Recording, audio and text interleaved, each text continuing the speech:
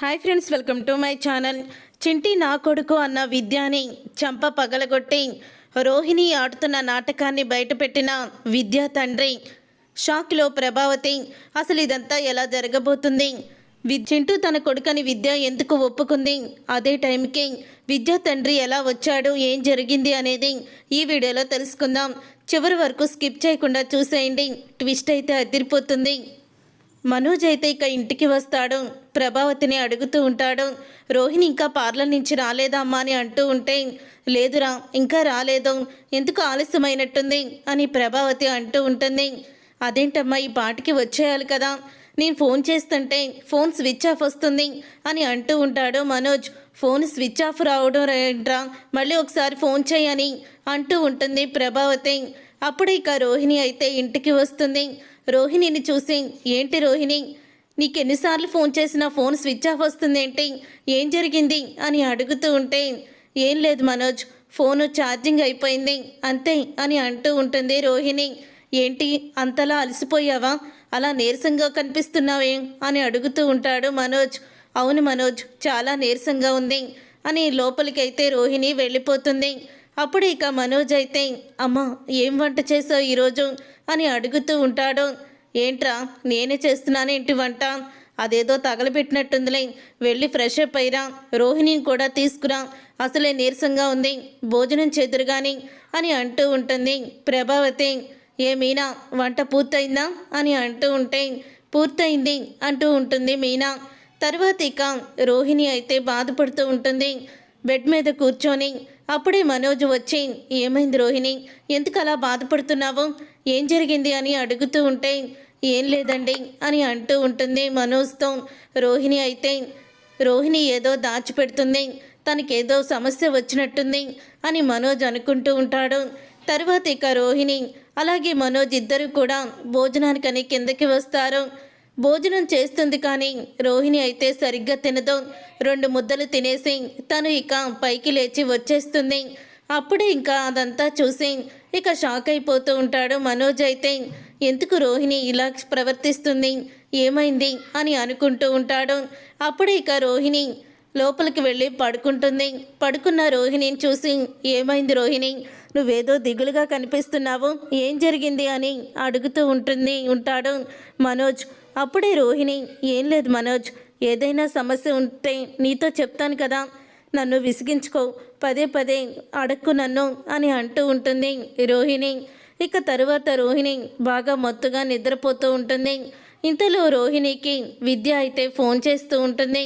అప్పుడే ఇక విద్య ఫోన్ చేయడంతో ఫోన్ అయితే లిఫ్ట్ చేస్తాడు మనోజ్. ఫోన్ లిఫ్ట్ చేసి, ఏంటి విద్య, ఈ టైంలో ఎందుకు ఫోన్ చేశావు అని అడుగుతూ ఉంటే, రోహిణితో అర్జెంటుగా మాట్లాడాలి, తనకోసారి ఫోన్ ఇవ్వు అని అంటూ ఉంటుంది విద్య. ఇప్పుడు తను మాట్లాడే పరిస్థితిలో లేదు, బాగా అలసిపోయి నిద్రపోతుంది, నువ్వు ఇప్పుడు ఫోన్ చెయ్యొద్దు, ఫోన్ పెట్టేసేయ్ అని అంటూ ఫోన్ అయితే స్విచ్ ఆఫ్ చేసేస్తాడు మనోజ్ అయితే రోహిణి ఫోన్ని. అప్పుడే ఇక ఈ మనోజ్ ఫోన్ లిఫ్ట్ చేశాడేంటి, ఈ రోహిణి బాగా అలసిపోయి పడుకున్నట్టుంది, సరేలే రేపొద్దున మాట్లాడతాను అని అనుకుంటూ ఉంటుంది విద్య. అలా అనుకున్న విద్య అయితే, చింటూ నువ్వు ఇక్కడే ఉండు, నీకు ఇప్పుడే భోజనం తీసుకొస్తాను అని అంటూ ఉంటుంది. ఇక చింటూ అయితే బాగా బాధపడుతూ ఉంటాడు. సుగుణమ్మ ప్రాణాపాయ స్థితిలో హాస్పిటల్లో ఉండడం వల్ల చింటూని విద్య దగ్గర వదిలేసి రోహిణి అయితే ఇంటికి వస్తుంది. ఇక చింటూ గురించి ఆలోచించే తను అయితే దిగులుగా ఉంటూ ఉంటుంది. ఉదయం అవ్వంగానే అప్పుడే ఇక రోహిణికి మెలకు వచ్చి రాత్రి చాలా నీరసంగా ఉండడంతో మొత్తుగా నిద్ర పట్టేసింది. నాకేమన్నా ఫోన్లు వచ్చాయో ఏంటో అని అనుకుంటూ ఇక ఫోన్ అయితే చూసుకునేసరికి స్విచ్ ఆఫ్ అయిపోయి ఉంటుంది. ఫోన్ స్విచ్ ఆఫ్ అయిపోయిందేంటి అని ఆన్ చేస్తుంది. ఛార్జింగ్ అయితే ఫుల్గానే ఉంటుంది. అప్పుడే ఇక మనోజ్ అయితే బయటికి వస్తాడు. బయటికి వచ్చిన తర్వాత, నీ ఫోను రాత్రి నేనే స్విచ్ ఆఫ్ చేశాను రోహిణి, నువ్వు మొత్తుగా నిద్రపోతున్నావు, ఏదో 11ంటికి ఫోన్ చేసింది, పెద్ద పనున్నట్టు ఆ విద్య అని అంటూ ఉంటాడు మనోజ్ అయితే. ఏంటి, విద్య ఫోన్ చేసిందా అని అంటూ ఉంటుంది రోహిణి. అవును 11ంటికి చేసింది, నీకు ఫోన్ ఇవ్వమని అడిగింది, నేను ఇవ్వను, తను నిద్రపోతుంది, చాలా అలసిపోయిందని చెప్పి ఫోన్ నేనే స్విచ్ ఆఫ్ చేసేసాను అని అంటూ ఉంటాడు మనోజ్. అప్పుడే రోహిణి, నీకు అసలు బుద్ధుందా? ఆ టైంలో తను ఎందుకు ఫోన్ చేసిందో, తనకి ఏదైనా సమస్య ఉందో, నాతో ఏదైనా చెప్పాలనుకుందో అని నీకు అనిపించలేదా అని అంటూ ఉంటుంది రోహిణి. తను అసలే ఒంటరిగా ఉంటుంది, తనకేం అవసరం వచ్చిందో మరి అప్పుడే నాకు ఫోన్ చేసి ఉంటుంది. నువ్వు ఇలా చేస్తావని అసలు అనుకోలేదు మనోజ్ అని అంటూ ఉంటుంది రోహిణి. అప్పుడు ఇక మనోజ్ అయితే, ఏంటి రోహిణి నువ్వు ఏదో నన్నంటావేంటి, ఏదో తప్పున్నట్టు, నువ్వే డిస్టర్బ్ అవుతావని, నువ్వు అలసిపోయి నిద్రపోతున్నావనే కదా నేనేమీ మాట్లాడకుండా అలా సైలెంట్లో పెట్టేసి స్విచ్ ఆఫ్ చేసేసాను అని అంటూ ఉంటాడు మనోజ్. నీకు కోసం చేసినా కూడా నీకేమీ కనిపించదులే అని మనోజ్ అయితే తిట్టుకుంటాడు. తర్వాత రోహిణి స్విచ్ ఆన్ చేసి విద్యాకైతే ఫోన్ చేస్తుంది. విద్యాకి ఫోన్ చేసి అంటూ ఉంటుంది, రాత్రంతా చింటూ ఏమీ తినలేదు, మా అమ్మ ఎప్పుడొస్తుంది అని అడుగుతున్నాడే. మీ అమ్మ నువ్వు కూడా తనకి దూరంగా ఉండడంతో తను ఒంటరి వాడైపోయానేమో అని ఫీల్ అవుతున్నట్టున్నాడు అని అంటూ ఉంటుంది విద్య. నువ్వేమీ కంగారు పడుకో, చింటూకి ఏమీ కాదులే అని అంటూ ఉంటుంది రోహిణి. అప్పుడే ఇక ఆ మాటలన్నీ కూడా చాటుగా ఉండి వినేస్తాడు మనోజ్ అయితే. అదేంటి చింటూకి ఏమీ కాదులే అని తన ఫ్రెండ్ విద్యాకి చెప్తుందేంటి? అసలు చింటూ అంటే ఆ రోజు బాలు మీనా ఇంటికి తీసుకొచ్చారు, ఆ పిల్లాడేనా? ఆ పిల్లాడిని ఇద్దరు కూడా చింటూ చింటూ అంటారు కదా, ఒకవేళ ఆ పిల్లాడి గురించేనా తన ఫ్రెండ్ విద్యతో మాట్లాడుతుంది అని అనుకుంటూ మనోజ్కి అయితే అనుమానం అయితే మొదలవుతుంది. అప్పుడే ఇంకా మళ్ళీ రోహిణి అయితే, నేను ఎర్లీగానే వచ్చేస్తాను, రెడీ అవుతున్నాను, ఒక అరగంటలో నీ దగ్గర ఉంటాను అని అంటూ ఉంటే అప్పుడే ఇక ప్రభావతి అటువైపుగా వస్తుంది. చాటుగా ఉండి లోపలికి తొంగి చూస్తున్న మనోజ్ని చూసి, రేయ్ నీకేనా మతిపోయిందా, నీ బెడ్రూమ్లోకి నువ్వు తొంగి చూస్తున్నావేంట్రా చండాలంగా అని ప్రభావతి అంటూ ఉంటే, ఏం లేదమ్మా, నాకు ఒక అనుమానం వచ్చింది, అందుకని ఇక్కడే నుంచొని ఉన్నాను అని అంటూ ఉంటాడు మనోజ్. ఏంట్రా అనుమానం? రాత్రి 11 గంటలకి రోహిణి ఫ్రెండ్ విద్య ఉంది కదా, తను ఫోన్ చేసింది, నేను తను అలసిపోయింది కదా అని తిట్టి పెట్టేసి ఫోన్ స్విచ్ ఆఫ్ చేశాను. ఉదయం లేచి చూసేసరికి ఫోన్ స్విచ్ ఆఫ్ అయ్యిందని, నేనే స్విచ్ ఆఫ్ చేశానని చెప్పడంతో మీనా నన్ను తెగ తిట్టేసింది. తర్వాత ఏమో నేను ఇలా బయటికి రాగానే ఫోన్ ఆన్ చేసి తన ఫ్రెండ్ విద్యాకి కాల్ చేసింది. కాల్ చేసి ఏమంటుందో తెలుసా? చింటూ గురించి నువ్వేమీ భయపడకు, చింటూకి ఏం కాదులే, నేను ఒక హాఫ్ అన్ అవర్లో వచ్చేస్తున్నానని చెప్తుందమ్మా. చింటూ అంటే మన ఇంటికి కంటి ఆపరేషన్ చేయించుకొని వచ్చాడే వాడు కాదు కదా అని అంటూ ఉంటాడు మనోజ్. ఏమోరా, చింటూనే అంటారు కదా ఆ పిల్లాన్ని అని అంటూ ఉంటుంది ప్రభావతి. ఒక అరగంటలో వస్తున్నాను, నీ దగ్గరికే వస్తానని రోహిణి తన ఫ్రెండ్ విద్యతో చెప్పింది. రోహిణి వెనకాలే వెళ్తే మనకి నిజం తెలుస్తుంది అని అంటూ ఉంటాడు మనోజ్.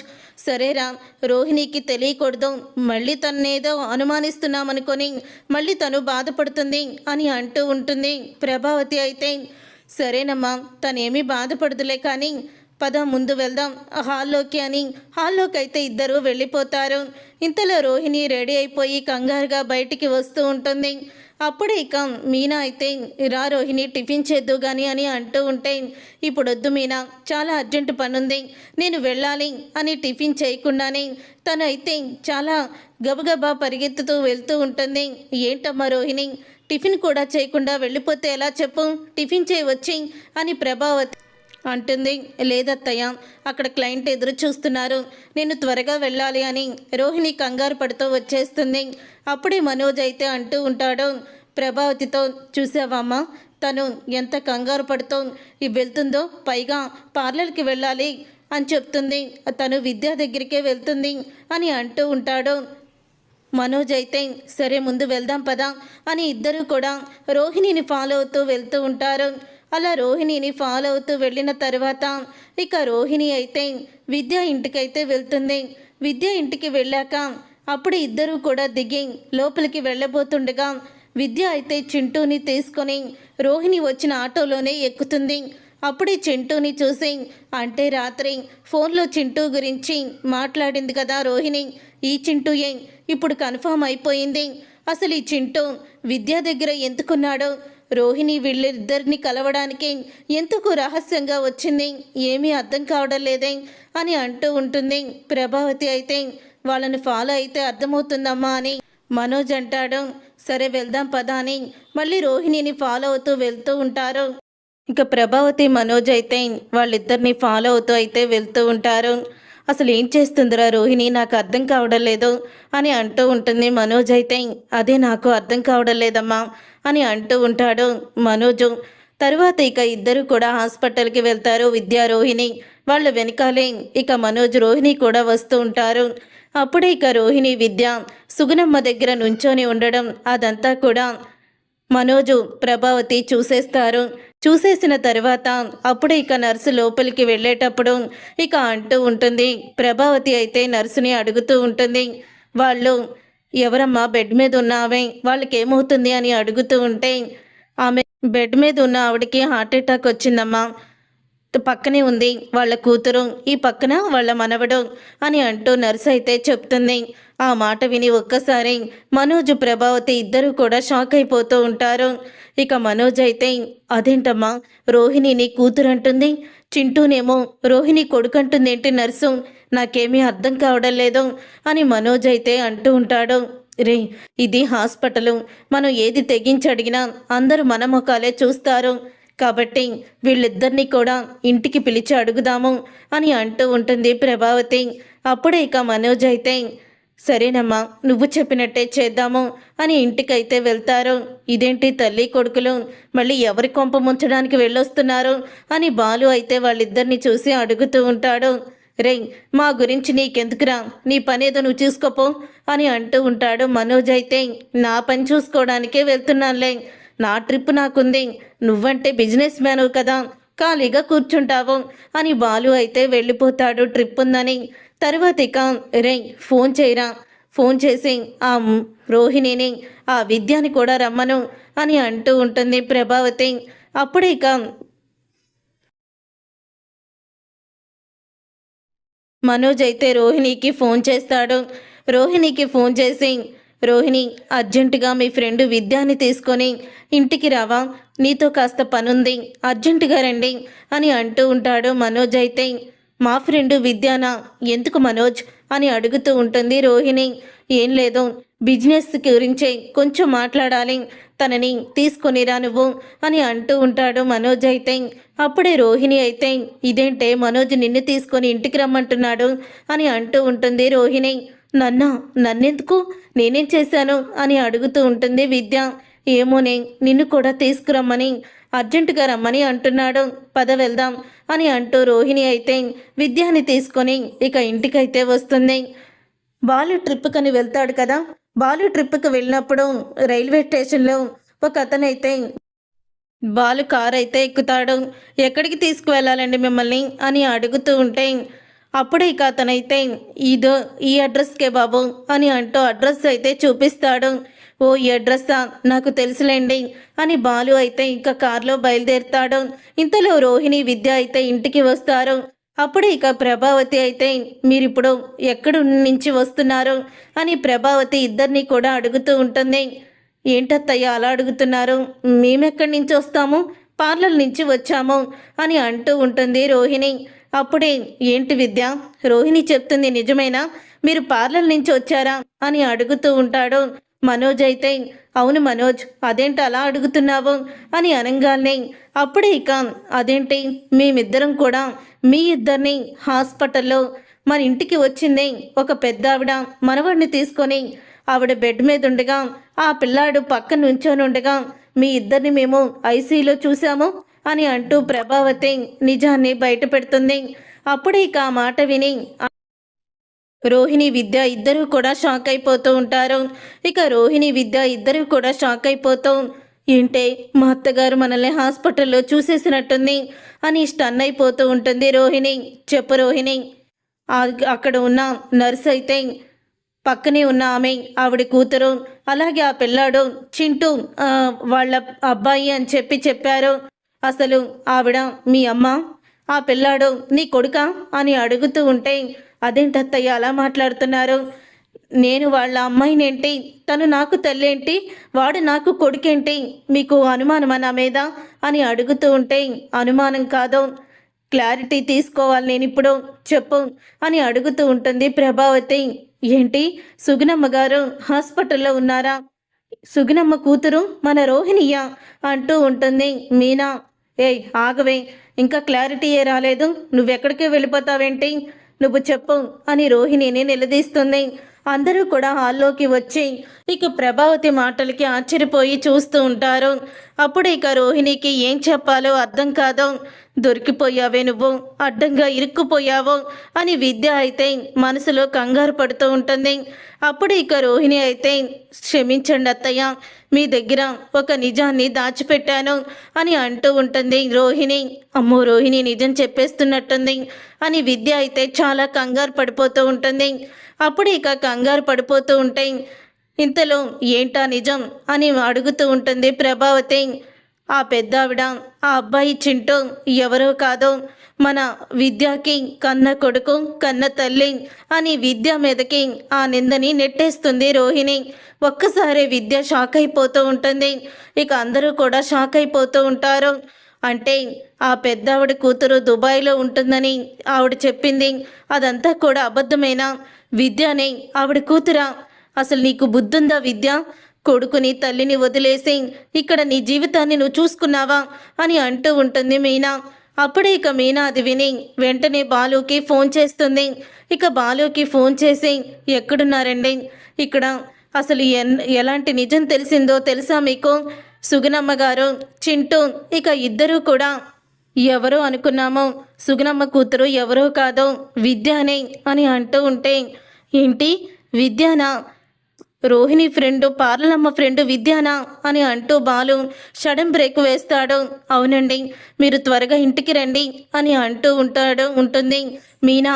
అప్పుడే బాలుని చూసి వెనకాలన్న అతనైతే ఏమైంది బాబు అని అంటూ ఉంటే మీరేమీ అనుకోకుంటే వెళ్ళే దారిలోనే మా ఇల్లు ఒక చిన్న సమస్య వచ్చింది, ఒక 5 నిమిషాలు అని అంటూ ఉంటాడు. సరే బాబు అని అతనైతే చెప్తాడు. అప్పుడు ఇక లోపలికైతే బాలు అయితే చాలా స్పీడ్గా ఇంటికైతే వస్తాడు. ఇంతలో ప్రభావతి అయితే నీకు పెళ్ళే కాలేదు కదా, అంత కొడుకు ఎక్కడి నుంచి వచ్చాడు అని అడుగుతూ ఉంటుంది విద్యాని. ప్రభావతి తన హస్బెండ్ చనిపోయాడు అత్తయ్య అని అంటూ చెప్తూ ఉంటుంది విద్య మీద రోహిణి. అప్పుడు ఇక విద్య కళ్ళంట నీళ్ళు వస్తూ ఉంటాయి. ఇక నన్ను క్షమించవే అని అంటూ మనసులో అనుకుంటూ ఉంటుంది. అప్పుడే ఇక విద్య ఏడవడం చూసి ఆ ప్రభావతి నిజమే అని అనుకుంటుంది. అయినా ఇలాంటి దాంతో నీకు స్నేహం ఏంటి అని అంటూ ఉంటుంది ప్రభావతి. కన్న తల్లిని కన్న తల్లి అని చెప్పుకోలేదు, కడుపున పుట్టిన బిడ్డని గాలికి వదిలేసింది, అలాంటి ఈ విద్యకి నువ్వు ఫ్రెండ్ ఏంటి అని తిడుతూ ఉంటుంది ప్రభావతి. అప్పుడు ఇక బాలు అయితే లోపలికి వస్తాడు. బాలు వెనకాలే ఇక కారులో ఎక్కిన అతను కూడా వస్తాడు. ఏంటి నువ్వు ఒక పిల్లాడికి తల్లివా? మీ అమ్మ బ్రతికి ఉందా అని అంటూ ఉంటాడు. అప్పుడు ఇక విద్య అతన్ని చూసి షాక్ అయిపోతూ ఉంటుంది. షాక్ అయిపోతూ నాన్న అని అనగానే అవునే నాన్ననే మాట్లాడుతున్నాను, నువ్వు ఇక్కడికి వచ్చి ఏదో బాగుపడతావని సాఫ్ట్వేర్ జాబ్ చేసుకున్నావని అనుకుంటే ఒక బిడ్డని కూడా కన్నావా? నీకు చనిపోయిన అమ్మ ఎలా తిరిగి వచ్చింది? మీ అమ్మ ఎక్కడి నుంచి వచ్చింది నీకు అని అడుగుతూ ఉంటాడు. అప్పుడే ఇక ఒక్కసారి రోహిణి షాక్ అయిపోతూ ఉంటుంది. నన్ను ఇంత మోసం చేస్తావని నేను అనుకోలేదు అని అంటూ ఉంటే నాన్న నేనేమి నిన్ను మోసం చేయలేదు నాన్న, నీకంతా వివరంగా చెప్తాను, ఇంటికి వెళ్దాం పదా అని విద్య అంటూ ఉంటుంది. ఇంటికి వెళ్ళడం కాదు, నువ్వు ఇంత మోసం చేశాక నేనెందుకు నిన్ను అసలు కూతురుగా ఒప్పుకుంటాను? నేను అసలు బ్రతికుండడమే కరెక్ట్ కాదు, ఊర్లో ఎంతో పరువు ప్రతిష్టలతో బ్రతుకుతున్నాను, అందరూ కూడా ఆడపిల్లని ఎక్కడో పెట్టి ఉద్యోగం చేయిస్తూ వెంటే పెళ్లి చేసేవచ్చు కదా అని అంటూ ఉంటే నేనే ఆపుతున్నాను, కానీ నువ్వు ఇంత దారుణంగా తయారవుతావని అస్సలు కూడా అనుకోలేదు అని అంటూ ఉంటాడు. అప్పుడు ఇక తన తండ్రి చనిపోతాను అని అనడంతో నాన్న నేను అసలు ఏ తప్పు చేయలేదు నాన్న, అసలు ఆమె రోహిణి కన్న తల్లి, వాడు రోహిణి కొడుకు, కానీ రోహిణి వీళ్ళందరి ముందు దొరికిపోతుందని తన మోసం బయటపడుతుందని నన్ను బలి చేసింది అని అంటూ ఉంటుంది విద్య. ఒసే రోహిణి ఇప్పటికైనా నిజం చెప్పవే, నా జీవితాన్ని నేను నాశనం చేసుకోలేను అని అంటూ ఉంటుంది విద్య. అయితే అప్పుడే ఇక ప్రభావతి షాక్ అయిపోతూ రోహిణి చంప పగలగొడుతుంది. చెప్పవే, నువ్వు చెప్పిందంత అబద్ధమా అని అడుగుతూ ఉంటే అవునత్తయ్య, నేను కోటీశ్వరరాల్ని కాదు, సుగుణమ్మ నా కన్న తల్లి, చింటూ నా కొడుకు, నా మొదటి భర్త చనిపోయాడంటూ నిజాన్ని బయట పెడుతుంది రోహిణి. చూసారుగా ఫ్రెండ్స్, రాబోయే కథలో ఖచ్చితంగా ఇలాగే జరగబోతుంది. మరి ఇలాగే జరగాలని మీరైతే కోరుకుంటున్నారా? అయితే వీడియోని తప్పకుండా లైక్ చేసి ఛానల్ని సబ్స్క్రైబ్ చేసుకొని పక్కనే ఉన్న గంట సింబల్పై ఆల్ అని క్లిక్ చేయండి. అప్పుడే మేము పెట్టే ప్రతి వీడియో మీరు మిస్ కాకుండా చూసేవచ్చు.